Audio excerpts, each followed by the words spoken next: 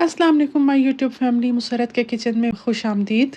आज बनाया था लंच में फ्रूट सैलेड। आप भी कहेंगे लंच में फ्रूट सैलेड, तो जी कभी कभी बिल्कुल लाइट और हल्का फुल्का खाने को दिल करता है, तो उस वक्त मैं लंच में फ्रूट सैलेड बना लेती हूँ। दूसरी बात यह है कि इस बहाने बच्चे भी फ्रूट खुश होकर खा लेते हैं, तो ये एक अच्छा तरीका है बच्चों को फ्रूट सर्व करने का, वरना बच्चों को फ्रेश फ्रूट खिलाना एक बड़ा चैलेंज होता है।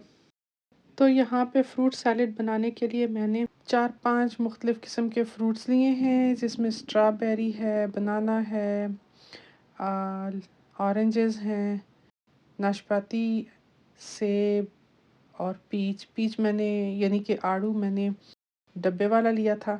फ्रेश पीच जो है वो ज़रा सख्त और खट्टे होते हैं, इसलिए फ्रूट सैलेड में वो इतने मज़े के नहीं लगते, तो उसके लिए मैं फिर डब्बे वाला पीच लेती हूँ।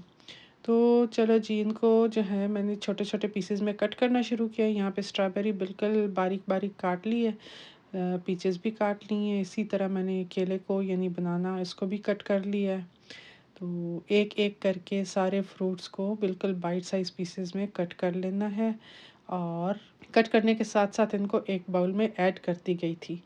और उसके बाद जब सारे फ्रूट्स कट गए, तो मैंने उनको अच्छी तरह मिक्स कर लिया आपस में, और इसको योगर्ट और हनी के साथ सर्व किया था, जिससे इसका मज़ा दोबाला हो गया था।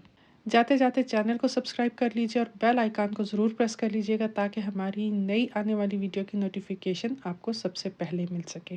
Thanks for watching.